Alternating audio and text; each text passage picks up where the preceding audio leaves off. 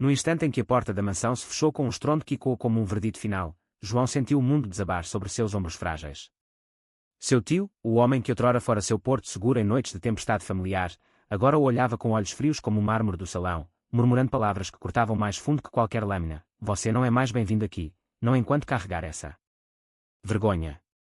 E ali, sob o lustre de cristal que iluminava a opulência de uma vida construída sobre segredos, João jurou que um dia faria com que aquele homem rico e solitário implorasse por sua misericórdia. Lisboa acordava com o habitual bulício de bondes rangendo nas colinas íngremes e o cheiro de pastéis de nata misturando-se ao sal do Tejo, mas para João, aos 25 anos, a cidade parecia um labirinto de sombras. Ele crescera nas ruas de Alfama, onde as casas apertadas sussurravam histórias de fado e paixão proibida, filho de uma mãe que partira cedo demais, deixando aos cuidados de Ricardo, o tio bem-sucedido que acumulara fortunas com importações de vinho do Douro. Ricardo, com seus ternos impecáveis e relógios que marcavam o tempo como se fosse ouro, sempre fora o pilar da família, até o dia em que João, num jantar de Natal regado a Porto, confessara seu amor por Miguel, o rapaz de olhos verdes que trabalhava na livraria da Baixa. A revelação caíra como uma bomba no salão aquecido pela lareira, tias hipócritas cruzaram olhares, primos riram baixinho, e Ricardo, o patriarca, ergueu-se como um juiz, declarando que tal aberração mancharia o nome da família. Você é um Silva, João. Não um. Isso. Desde então, as cartas pararam, as visitas cessaram, e o telefone de João tocava apenas com o silêncio acusador de um número bloqueado. Mas João não era de se render ao desespero. Ele encontrara refúgio em Miguel, cujo abraço era o antídoto para as feridas da rejeição. Miguel, com 27 anos e uma alma de poeta errante, viera do Alentejo sonhando com versos que capturassem a essência de Portugal, as oliveiras centenárias, os azulejos que contavam sagas de navegadores. Eles se conheceram numa noite chuvosa no Barro Alto, onde o som de guitarras flamencas se misturava ao riso de casais dançando sob as luzes de néon. João, fugindo de uma briga familiar, entrara na livraria para se esconder da tormenta. Miguel, arrumando prateleiras de Saramago, notara o tremor em suas mãos e ofereceram um chá quente e uma conversa que durou até o amanhecer. O amor não é uma fraqueza, João, dissera ele, traçando linhas invisíveis no seu braço. É a âncora que nos impede de afundar no mar de julgamentos alheios. Naquele momento, algo florescer entre eles, não um romance de contos de fadas, mas uma conexão crua, tecida de vulnerabilidades compartilhadas e promessas sussurradas contra o peito um do outro. Ainda assim, a ferida aberta por Ricardo pulsava como uma veia exposta. João trabalhava como designer gráfico numa pequena agência no Chiado, criando logos para vinícolas que ironicamente pertenciam à rede de seu tio. Cada pixel que desenhava era um lembrete da distância que os separava. O tio que o ensinara a remar no rio Guadiana durante verões idílicos em Vila Real de Santo António, agora o via como uma mancha em seu legado imaculado. Ele tem medo, João, Miguel tentava consolar, enquanto caminhavam de mãos dadas pelo Jardim da Estrela, ignorando os olhares furtivos de transeuntes conservadores. Medo de que o mundo mude e ele perca o controle da narrativa familiar.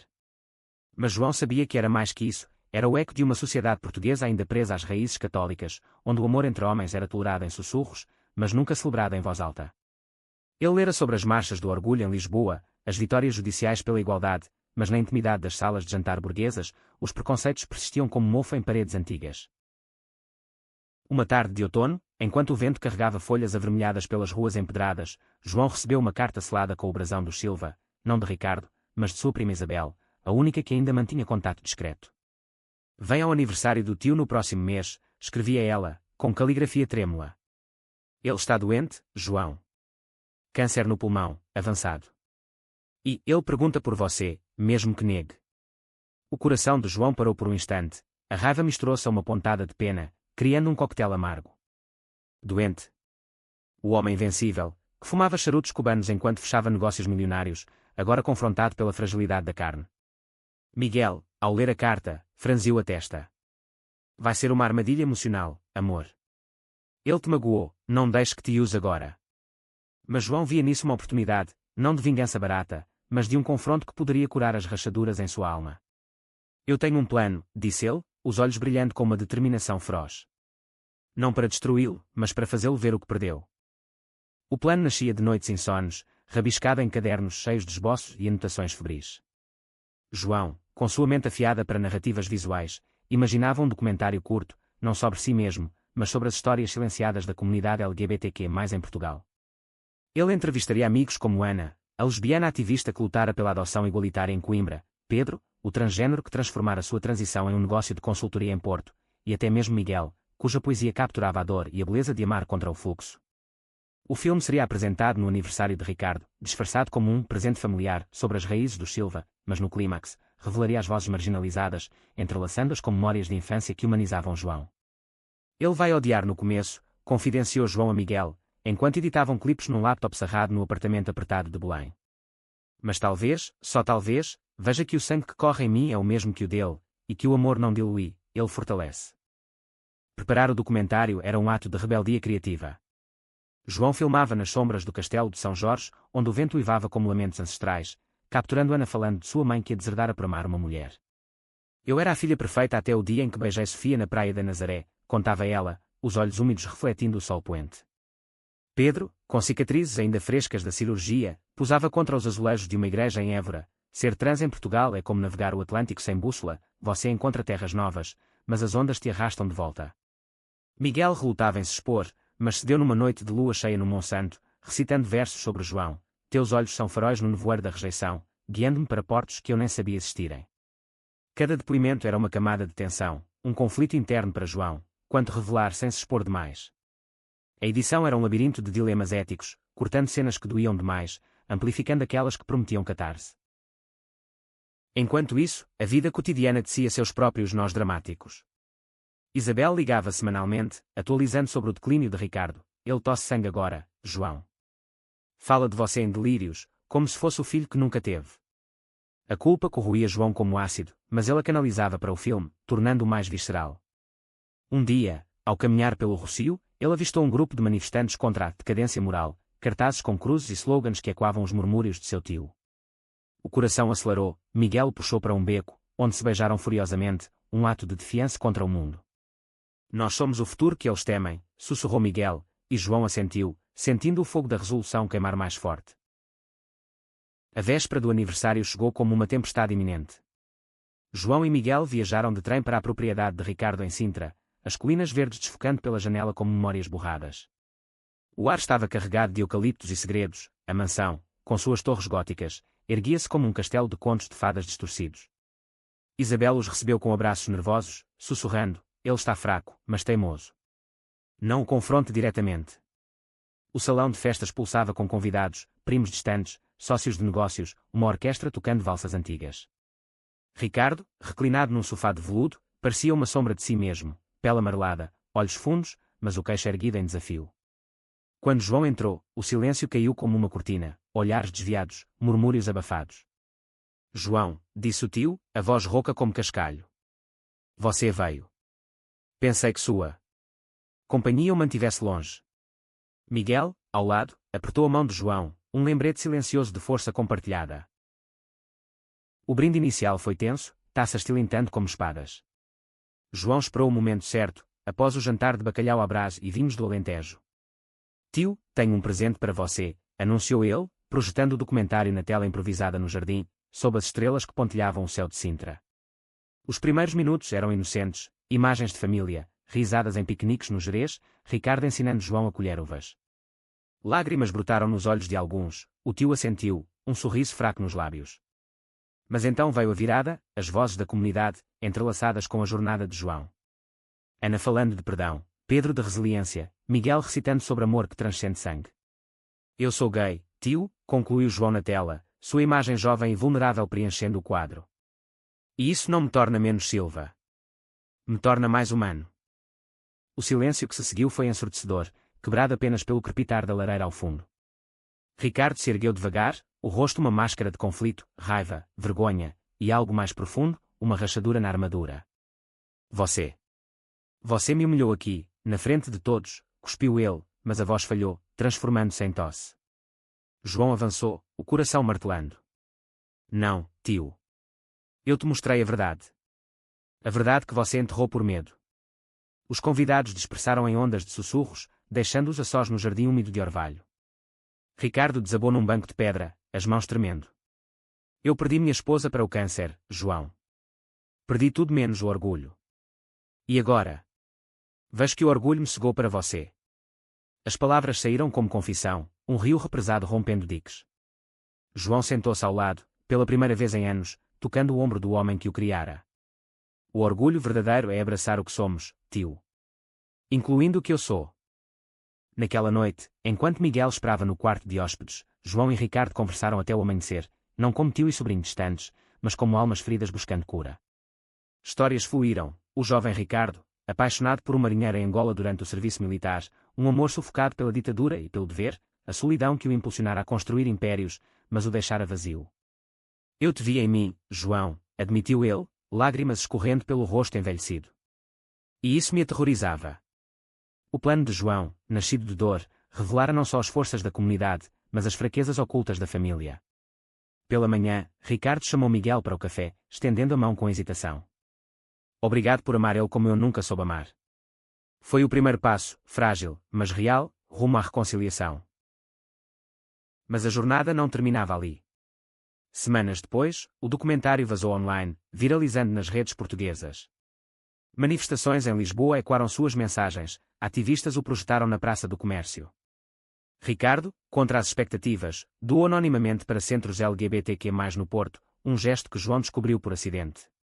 Sua saúde piorava, mas o espírito renascia, ele e João passeavam pelo Tejo, falando de tudo, de vinhos envelhecidos a amores não ditos.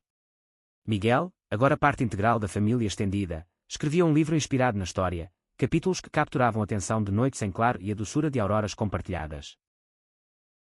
Um conflito final surgiu quando um primo conservador, Manuel, confrontou Ricardo publicamente num jantar em Cascais, acusando-o de trair os valores tradicionais.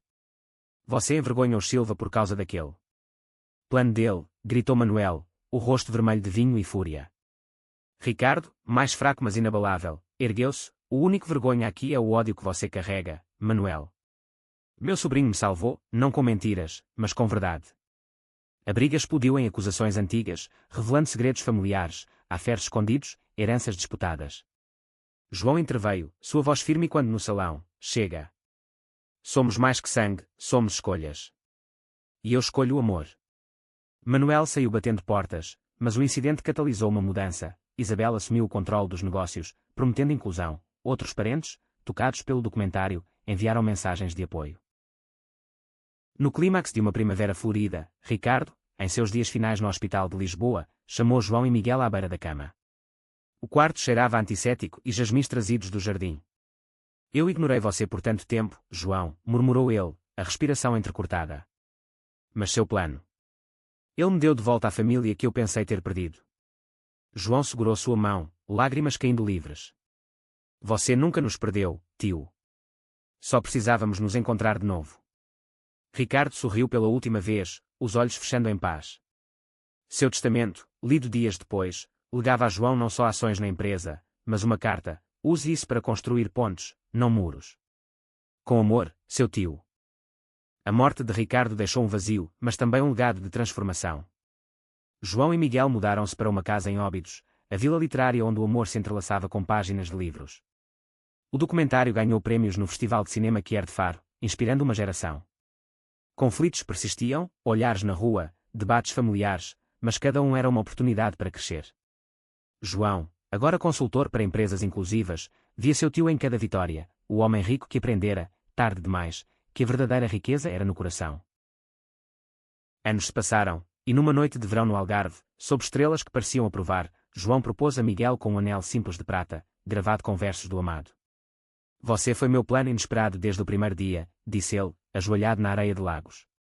Miguel, rindo através das lágrimas, aceitou, e você, o meu farol eterno. Seu casamento, numa cerimônia íntima em Sintra, reuniu a família remendada, Isabel como madrinha, primos arrependidos, até Manuel enviando flores. O fado tocava suave, não de lamento, mas de celebração, um hino à superação, ao amor que vence preconceitos como o mar vence as rochas. E assim, em Portugal, terra de descobridores, João descobrira que o maior oceano a navegar era o da alma humana, turbulento, mas repleto de tesouros escondidos no abraço de quem se ama verdadeiramente. A brisa do Atlântico carregava o sal e as promessas não ditas enquanto João e Miguel caminhavam pela praia de Carcavelos, o sol poente pintando o céu em tons de laranja e púrpura. 2 anos após a morte de Ricardo, a vida havia-se assentado em um ritmo gentil, mas as cicatrizes da jornada passada ainda coçavam como feridas mal curadas. João, agora com 27 anos, gerenciava um estúdio de design que se especializava em campanhas para a ONG Quier, transformando pixels em bandeiras de orgulho. Miguel publicara seu livro, Faróis no Nevoeiro, uma coletânea de poemas que escalara as listas de best-sellers em livrarias de todo o país, de Braga a Faro. Juntos, eles haviam construído um lar, não perfeito, mas autêntico, com paredes adornadas por fotos de viagens impulsivas e prateleiras cheias de volumes que sussurravam histórias de resiliência. No entanto, o fantasma de Ricardo pairava, não como assombração, mas como lembrete. A empresa familiar, agora sob a liderança progressista de Isabel, convidara João para um evento anual em Lisboa, o Legado Silva, uma gala que celebrava inovações em vinhos sustentáveis. Venha, João, insistira Isabel ao telefone, sua voz um misto de autoridade e afeto. É hora de você reivindicar seu lugar. Não como o sobrinho gay, mas como o visionário que salvou nossa alma. Miguel, sempre o contraponto racional, hesitara, e se for só mais uma fachada? Eles te usaram no documentário, não deixe que te usem de novo. Mas João sentia o puxão do destino, uma chance de fechar o ciclo, de transformar o plano inesperado em um legado duradouro. A gala acontecia no Palácio da Ajuda, com seus salões barrocos e quando risadas de elites e o tilintar de copos de cristal. João chegara de smoking azul marinho, o colarinho aberto revelando uma tatuagem discreta no pescoço, uma âncora entrelaçada com uma rosa dos ventos, símbolo de seu amor por Miguel e pelas raízes portuguesas. Miguel, ao seu lado em um terno cinza que acentuava seus olhos verdes, apertava sua mão sob a mesa, um gesto silencioso de solidariedade. Isabel os recebeu com um abraço efusivo, apresentando-os a executivos que, outrora indiferentes, agora elogiavam o documentário como uma obra-prima de empatia. Mas João percebia os olhares laterais, os sorrisos forçados, resquícios de um preconceito que se disfarçava de polidez. O discurso de abertura coube a um primo distante, Tomás, um homem de meia-idade com bigode grisalho e sotaque transmontano. Ele falou de tradição, de como os Silva haviam navegado séculos sem se curvar às modas passageiras. Nosso sangue é como o vinho do Douro, forte, inabalável, proclamou, e o aplauso foi educado, mas João sentiu o estômago revirar. Quando chegou a sua vez de subir ao palco, Isabel o indicara para apresentar um novo rótulo inspirado no documentário, batizado Vozes Esquecidas, o ar pareceu engrossar. Ele ajustou o microfone, olhando para o mar de rostos, alguns curiosos, outros céticos, e Miguel na primeira fila, um farol de calma. Boa noite, começou João, a voz firme apesar do tremor interno. Os Silva não são apenas vinhos e vinhas. Somos histórias, as contadas e as silenciadas. Ele projetou clipes do documentário atualizado, agora com depoimentos de jovens de todo Portugal, uma não binária de Setúbal lutando por direitos no trabalho, um casal gay de Évora lutando contra todas as ODS. A plateia murmurava, alguns assentindo, outros cruzando braços. Então veio o gancho, meu tio Ricardo me ensinou que legado é o que deixamos para trás. Mas eu aprendi que é o que abraçamos no presente. Ele pausou, deixando as palavras pairarem, e revelou o rótulo, uma garrafa com etiqueta que misturava vinhas entrelaçadas com arco-íris sutis. Este vinho é para brindar não à tradição cega, mas à evolução corajosa. O aplauso veio em ondas, hesitante no início, depois entusiástico. Mas nem todos celebravam. No canto do salão, Manuel, o primo rancoroso, observava com olhos estreitados, seu copo de porto quase vazio. Após o brinde, ele se aproximou, o hálito azedo de álcool. Bonito show, João. Mas você acha que um vinhozinho muda o que você é? Meu pai, seu tio verdadeiro, se reviraria no túmulo. As palavras atingiram como um soco, João sentiu o calor subir ao rosto, memórias de jantares passados inundando, Miguel interveio, a voz baixa mas afiada, e o que ele pensaria de um homem que envenena sua própria família com ódio. Manuel riu, amargo. Vocês dois, uma praga moderna. Ricardo cedeu no final, fraco como estava. Mas eu não. O confronto escalou para o jardim, longe dos olhares, sob as fontes borbulhantes do palácio. Manuel cuspiu acusações, de como João seduzira Ricardo com o plano, de como a empresa agora perdia clientes conservadores por causa de propaganda. João rebateu, o coração disparado, não é propaganda, Manuel. É verdade. Você vive no medo, como meu tio vivia. Mas eu escolhi o amor, e ele me escolheu de volta. Miguel, ao lado, adicionou, o ódio é o verdadeiro legado podre. O nosso é de cura. Manuel, momentaneamente desarmado, recuou, mas não sem uma ameaça velada, vocês vão ver. A família tem maneiras de se proteger. A noite terminou em tensão, mas também em vitórias pequenas. Isabel puxou João para um canto, entregando-lhe o envelope, ações herdadas de Ricardo, agora com uma cláusula para projetos inclusivos. Ele sabia que você faria bem com isso, disse ela, os olhos brilhando. De volta ao apartamento no bairro Alto, João e Miguel desabaram no sofá, o vinho, vozes esquecidas, aberto entre eles. Foi quase, murmurou João, encostando a cabeça no ombro de Miguel. Quase perfeito. Miguel sorriu, traçando círculos em sua mão. Nada é perfeito, amor. Mas nós somos reais, e isso basta. Dias depois, o escândalo irrompeu. Manuel, em fúria, vazara e-mails antigos de Ricardo, mensagens homofóbicas enviadas anos antes de sua redenção. A mídia portuguesa explodiu, manchetes no Público e no Diário de Notícias questionavam o legado duplo dos Silva. João acordou com o telefone tocando incessantemente, repórteres, ativistas, até haters anónimos. Eles vão nos destruir, gemeu ele, o pânico subindo como baile. Miguel, prático como sempre, preparou café forte e abriu o laptop. Ou vamos virar o jogo. Outro plano, João. O novo plano nasceu da urgência, uma live conjunta no Instagram, transmitida do estúdio de João. Eles convidaram Ana e Pedro, agora aliados fiéis, para um painel virtual sobre redenção e responsabilidade. João abriu com honestidade crua: esses e-mails doem. Eles mostram o homem que meu tio foi, mas não o que ele se tornou. E eu? Eu sou prova de que o amor vence o ódio, mesmo quando dói. As visualizações dispararam, comentários fluíam de solidariedade, de Lisboa a Luanda. Manuel, exposto, recuou para o silêncio, sua influência minguando como vinho azedo. A crise fortaleceu laços inesperados. Isabel renunciou a parte de sua participação, doando para um fundo que era em nome de Ricardo. João e Miguel, exaustos mas empoderados, planejaram uma viagem pelo interior, de Évora a Coimbra, visitando comunidades que o documentário inspirara. Em cada parada, histórias ecoavam a deles, casais superando rejeições familiares, jovens encontrando voz em meio ao silêncio. É como se o plano original se multiplicasse, refletiu Miguel numa noite em uma pousada alentejana, sob lençóis de linho fresco. João riu, puxando-o para perto. E você é o melhor capítulo não escrito. Mas o clímax pessoal veio em uma carta de Manuel, meses depois, não de ódio, mas de rendição relutante. Eu vi o vídeo. Perdi minha esposa para depressão por causa de segredos meus. Talvez. Você tenha razão. Não era perdão completo, mas um passo, um conflito resolvido em sussurros, não gritos. João mostrou a carta a Miguel, os dois sentados no balcão da cozinha em Óbidos, com vista para muralhas medievais. O mundo muda devagar, disse João. Mas muda. Seu aniversário de casamento se aproximava, e João planejava uma surpresa, um piquenique no Gerês, onde Ricardo levara a criança. Lá, sob carvalhos centenários, eles brindaram com o vinho especial, o sol filtrando através das folhas. Ao tio que nos uniu, mesmo nos separando, propôs João. Miguel ergueu a taça, e ao plano que nos salvou.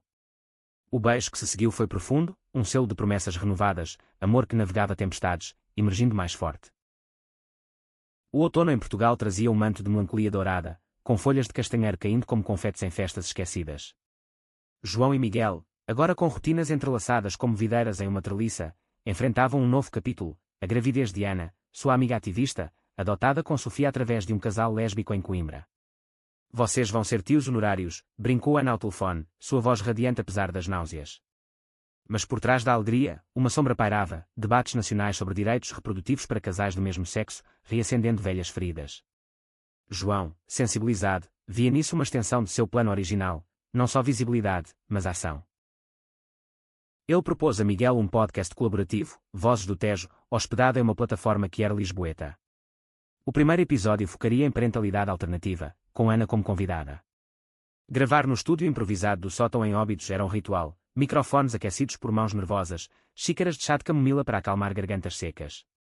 Isso vai cutucar ninhos de vespas, avisou Miguel, ajustando os fones. João sorriu, desafiador. É para isso que servimos, para picar onde dói, mas cura. O episódio lançou como uma pedra no lago, ondulações alcançando fóruns conservadores que os rotulavam de agitadores. Um troll anónimo enviou mensagens venenosas: vocês destroem a família tradicional. João deletou, mas o veneno infiltrava-se, questionando se sua ousadia era coragem ou imprudência. A tensão escalou quando um patrocinador do estúdio de João, uma vinícola parceira dos Silva, retirou apoio, citando polêmicas recentes. Isabel ligou furiosa: eu cuido disso, mas Manuel está por trás, sussurrando nos ouvidos errados. João sentiu o chão tremer, o estúdio era seu sonho concretizado, financiado em parte pela herança de Ricardo. Miguel, prático, sugeriu crowdfunding, deixa o povo decidir. Seu plano sempre foi sobre vozes coletivas. A campanha explodiu, doações de ex-ouvintes do documentário fluindo como um rio, de 500 euros de uma viúva em Faro a mensagens de jovens em Vila Nova de Gaia, vocês me deram coragem para sair do armário. Enquanto isso, o podcast ganhava tração. O segundo episódio trouxe Pedro, falando de sua jornada como mentor para transições em Porto. Ser pai não é sobre cromossomos, é sobre presença. As histórias fluíam cruas, risos misturados a pausas pesadas, quando vozes embargavam em memórias de rejeição. João moderava com empatia, sua própria história entrelaçada. Meu tio me ensinou que família é escolha, não obrigação. Miguel contribuía com leituras poéticas, versos que pintavam amores como constelações no céu noturno português. Um conflito inesperado surgiu durante uma gravação ao vivo em Lisboa, no Café à Brasileira. Um grupo de manifestantes anti-LGBTQ invadiu o evento, cartazes erguidos como escudos, Deus abomina. Gritos ecoaram, microfones capturando o caos. João protegeu Ana, grávida e vulnerável, enquanto Miguel confrontava o líder, um homem de olhos fanáticos. Vocês temem o que não entendem, gritou Miguel, a voz ecoando nas paredes de azulejos. A polícia interveio, mas o incidente viralizou, transformando o podcast em símbolo de resistência. Jornais como o Expresso cobriram, Ataca Vozes do Tejo destaca divisões em Portugal moderno. João, abalado, questionou tudo numa noite chuvosa. E se eu estiver só causando mais dor? Miguel o puxou para o colo, num sofá gasto. Dor é o preço da mudança, amor. Lembra do plano com Ricardo? Começou com rejeição, terminou em redenção. Eles fizeram amor devagar, não com urgência, mas com a ternura de quem reconstrói mundos quebrados, toques que curavam, sussurros que afirmavam existência. A virada veio de fonte improvável, Manuel. Após o ataque, ele apareceu no estúdio, rosto envelhecido pelo remorso. Eu incentivei aqueles idiotas, por orgulho tolo, confessou, entregando um cheque substancial. Pelo que vi no vídeo do ataque. Talvez eu esteja aprendendo, devagar. Não era abraço, mas ponte, um passo trôpego sobre abismos. João aceitou, sem ilusões, obrigado. Mas mudo por você, não por pena. Manuel assentiu, saindo como um fantasma redimido. O podcast floresceu, parcerias com rádios públicas em Coimbra e Braga. Ana deu à luz um menino, batizado Tejo, e João e Miguel o visitaram, segurando o pacotinho com lágrimas. Vocês serão os melhores tios, disse Sofia, e João sentiu o ciclo completar-se, de isolado a parte de uma tapeçaria maior. Inverno trouxe neve rara no Serra da Estrela, e eles escaparam para uma cabana, fugindo do frenesi. Ali, entre lareiras crepitantes, João revelou um novo plano, um livro ilustrado, Pontes Invisíveis, misturando histórias do podcast com desenhos seus. Miguel editou, seus poemas entremeando as páginas. Isso é nosso legado, disse ele, beijando a testa de João. Não só sobrevivência, mas celebração. Primavera os encontrou em Faro, gravando um episódio especial sobre amores intergeracionais. Um casal idoso de Tavira compartilhou, casamos aos 70, após décadas escondidos. As risadas encheram o estúdio, dissipando sombras. Mas um clímax pessoal, durante uma caminhada no Ria Formosa, Miguel ajoelhou-se de novo, renovando votos com uma aliança de ouro do Douro. Por mais planos inesperados, prometeu. João, rindo, aceitou, e por todos os que virão. A família expandia-se, não só sangue, mas escolhida. Isabel adotou o podcast como iniciativa corporativa, Manuel enviava cartões natalinos. João olhava para o Tejo ao pôr do sol, sentindo Ricardo sorrir das estrelas. O plano inicial havia-se ramificado em uma floresta de possibilidades, onde cada galho era uma vitória contra o preconceito. Verão em Portugal era um incêndio lento, com o ardenço de lavanda e o zumbido de cigarras nas planícies alentejanas. João e Miguel haviam comprado uma pequena quinta perto de Évora, um refúgio de oliveiras retorcidas e um poço que sussurrava segredos antigos. Ali, longe do burburinho de Lisboa, eles plantavam não só tomates e ervas, mas sementes de um futuro compartilhado. O estúdio prosperava, agora com filial no Porto, e o podcast Vozes do Tejo completava sua segunda temporada, com episódios que exploravam interseccionalidade, raça, classe e identidade que era em uma nação multicultural. Mas a tranquilidade era ilusória.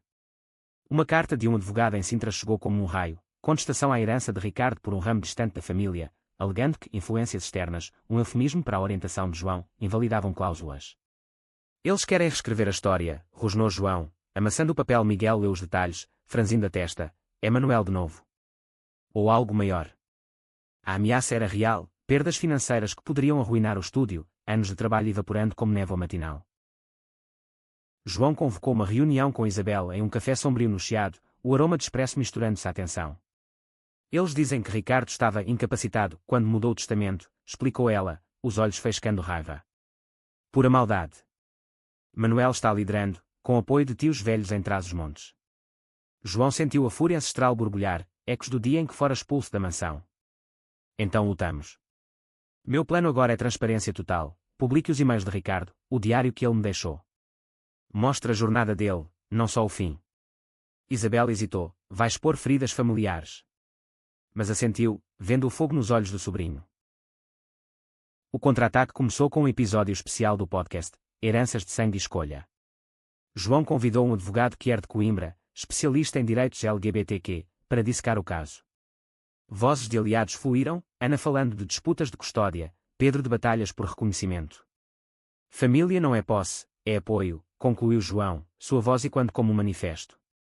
O episódio explodiu, competições online coletando milhares de assinaturas. Jornais como o Jornal de Notícias cobriram, Batalha pelos Silva, Amor versus Legado. A corte em Lisboa era um circo de ternos e olhares acusadores. João testemunhou primeiro, o coração martelando contra as costelas enquanto descrevia o plano original. Meu tio me rejeitou por quem eu amo. Mas no final, ele viu que o amor era sua salvação. Documentos foram apresentados, cartas de Ricardo, áudios gravados em seus últimos dias, confessando arrependimentos. Manuel, no banco oposto, parecia encolhido, seu advogado tropeçando em objeções fracas. Miguel esperava fora, enviando mensagens de encorajamento, você é o farol, lembra? O verdito veio após semanas de deliberação, a herança mantida, com uma ordem para mediação familiar. O juiz, uma mulher de Setúbal com sotaque suave, citou, o testamento reflete a vontade clara de um homem em paz consigo mesmo. Vitória, mas pírrica, relações familiares fraturadas ainda mais. Manuel evitou contato, mas enviou uma nota, parabéns. Mas o sangue fala mais alto que leis. João queimou a carta no fogo da quinta, cinzas voando para o céu estrelado. A crise catalisou o crescimento. Com a herança segura, João expandiu o estúdio para projetos educativos, workshops em escolas do Algarve sobre diversidade. Miguel C.O. escreveu um roteiro para um curta-metragem baseado no caso, filmado nas ruas de Alfama, capturando a essência de Lisboa, colinas íngremes como desafios, fado como catarse. É nossa história, mas universal, disse ele a João durante as filmagens, sob chuva fina que borrava as lentes. Um conflito interno surgiu para João, exaustão. Noites insones questionando se a luta valia o preço emocional. Eu sinto ele às vezes, Ricardo, me dizendo para parar, confessou Miguel numa vindima na quinta, mãos sujas de uvas esmagadas. Miguel parou, limpando o rosto dele com um pano. Ele diria para continuar, porque você é o que ele não pôde ser. Eles dançaram ali, no lagar, ao som de um rádio tocando Amália Rodrigues, corpos colados em um ritmo de cura. O curta estreou no Festival de Cinema de Évora, lutando o auditório com aplausos que ecoavam como trovões. Críticos elogiaram, um testemunho visceral da redenção portuguesa. Lá, João reencontrou Tomás, o primo do discurso, agora aliado, eu estava errado. Seu plano. Mudou tudo. Abraços trocados, cervejas no after-party, pontes reconstruídas. Outono trouxe colheita abundante, e com ela, uma surpresa, Ana e Sofia pedindo que João e Miguel fossem padrinhos de Tejo. A cerimônia em uma capela em Coimbra foi íntima, com fado suave e alianças de prata. Vocês nos ensinaram que família é rede, não corrente, disse Ana, lágrimas nos olhos. João, segurando a mão de Miguel, sentiu o peso do momento, de rejeitada Pilar. Mas o clímax veio em uma carta final de Manuel, lida numa noite quieta, estou doente, como Ricardo. Vejo agora o erro. Visitem-me em Trás-os-Montes. João hesitou, mas foi, com Miguel, dirigindo pelas estradas sinuosas. A casa de Manuel era humilde, cheirando a lenha e pão fresco. Eu fui o vilão, admitiu ele, voz fraca. Perdoe um velho tolo. O abraço foi desajeitado, mas real, redenção tardia, mas profunda. De volta à quinta, João plantou uma oliveira em homenagem. O plano evolui, disse a Miguel, sob o luar. De confronto a conexão. Seu amor, testado pelo fogo, brilhava mais forte, um farol para os que vinham depois. Inverno cobria Portugal com um véu de geada, transformando os vinhedos em esculturas etéreas. João e Miguel, ancorados na quinta alentejana, abraçavam a estação com rituais reconfortantes, sopas de cação fumegantes, noites lendo essa de Queiroz à lareira. O estúdio decolava com contratos internacionais, designs para uma campanha que era na Europa, inspirados no legado de Ricardo. Mas uma carta de Nova York chegava como um vendaval. Um produtor de Hollywood queria adaptar o curta em um longa-metragem. É uma chance de ouro, exclamou Miguel, olhos brilhando. João, cético, via armadilhas. Eles vão hollywoodizar nossa dor, torná-la espetáculo. O dilema consumia discussões acaloradas na cozinha, com chá de hortelã esfriando intocado. Pense no alcance, argumentava Miguel. Milhões ouvindo, vozes do Tejo, globalmente. João contra-argumentava, mas perdemos o controle. Nosso plano era autêntico, não comercial. Isabel, consultada por Zoom de Lisboa, média, vão, mas com cláusulas. Honrem Ricardo. Após noites de insonia, João cedeu, com condições. Ele e Miguel como consultores criativos, fidelidade às raízes portuguesas. As filmagens começaram em locações híbridas, cenas em Lisboa, mas estúdio em Los Angeles. João viajou primeiro, deixando Miguel com a quinta, o adeus no aeroporto de Lisboa, um beijo prolongado sob anúncios de voos. Ligue todo dia, murmurou Miguel. Em Los Angeles, o glamour chocava, palmeiras artificiais, roteiristas com sotaques yankees tentando capturar o fado. Mais drama, pedia o diretor, um homem de óculos escuros. João revisava scripts, insistindo, não é vilania de tio mau, é conflito humano. Tensões surgiam, um ator sugeriu tornar Ricardo redimido por milagre, e João explodiu. Ele se redimiu pelo amor do sobrinho, não por mágica. Miguel voou para se juntar, transformando a viagem em aventura. Eles passeavam por Venice Beach, contrastando o Pacífico com o Tejo, rindo de estrelas que eram em bares escondidos. Mas o conflito escalou durante uma leitura de mesa. O personagem de Manuel era caricaturado como vilão unidimensional. Isso perpetua estereótipos, protestou João. O produtor revirou os olhos, público ama antagonistas claros. Miguel interveio com poesia. Clareza não é simplificação. Deixa a complexidade brilhar. Após brigas, concessões, o roteiro ganhou nuances, Manuel como homem quebrado buscando luz. De volta a Portugal para refilmagens em Sintra, o clima azedou com uma tempestade literal, chuvas torrenciais atrasando cenas no palácio. João, encharcado, gritava direções, sentindo o peso da responsabilidade. E se falharmos, Ricardo, confidenciou a Miguel numa pausa, abrigados num café local. Ele confiou em nós. Miguel o abraçou, estamos honrando, expandindo o plano para o mundo. O estupim veio de um vazamento, tabloides portugueses alegavam que João vendia a família por Hollywood. Manuel, recuperando-se, ligou, disseram que você me pintou como monstro. João explicou, convidando-o para o set. Manuel apareceu, frágil mas presente, aconselhando o ator, faça-me real, comete erros, mas aprende. A cena resultante, de confronto no jardim, ganhou profundidade, lágrimas genuínas do ator. O filme, Faróis Esquecidos, estreou no Festival de Cannes, com projeções em Lisboa simultâneas. Aplausos ovacionaram, críticas no mundo chamaram de um hino que era a reconciliação. Em casa, João e Miguel assistiram abraçados, o clímax, a cena do plano, arrancando soluços. Nós fizemos isso, sussurrou Miguel. Pós-estreia, convites choveram, palestras em Berlim, painéis em Madrid. Mas um conflito pessoal, exaustão de João, o burnout batendo à porta. Preciso de pausa, admitiu, caminhando pelas muralhas de Óbidos. Miguel organizou retiro na Madeira, trilhas vulcânicas, banhos em piscinas naturais. Ali, sob levadas murmurantes, eles redescobriram ritmos, yoga ao amanhecer, conversas nuas na alma. O plano maior é nós, disse Miguel, traçando mapas invisíveis na areia negra. Primavera trouxe florescimento, o filme ganhou o Oscar de roteiro adaptado, um troféu em casa ao lado de fotos de Ricardo. Manuel visitou a quinta, trazendo vinho caseiro, orgulho de você. O abraço selou paz. João lançou o livro Pontes Invisíveis, ilustrações capturando essências quer portuguesas. Lançamento em Livraria Bertrand, filas serpenteando o chiado. Ana, com Tejo no colo, leu trechos, Pedro assinou cópias. Vocês mudaram narrativas, disse um fã jovem. Verão os encontrou em férias no Douro, remando como João fizera com Ricardo. O rio flui, como nós, refletiu João. Miguel sorriu, e leva para mar aberto. Seu amor, agora lenda, inspirava, um farol para gerações. O ciclo das estações em Portugal era um lembrete poético de renovação, e o outono encontrava João e Miguel na crista de uma onda de conquistas. O filme Faróis Esquecidos havia catapultado suas vozes para o cenário global, com traduções do podcast em espanhol e francês, e o livro de João vendendo edições em livrarias de todo o mundo lusófono. A Quinta Alentejana, Agora um hub criativo, hospedava retiros para artistas quer, oficinas de escrita sob oliveiras, sessões de design ao pôr do sol. Mas em meio à abundância, uma sombra sutil se insinuava, a idade avançando, questionamentos sobre o legado além do visível. Tudo começou com uma ligação de Isabel: estou me aposentando, João. Quero que você lidere os Silva, não só vinhos, mas a visão inclusiva. A proposta era um sonho distópico, herdar o império que o rejeitara. Miguel, ao ouvir, ergueu uma sobrancelha: cuidado. Pode ser gaiola dourada.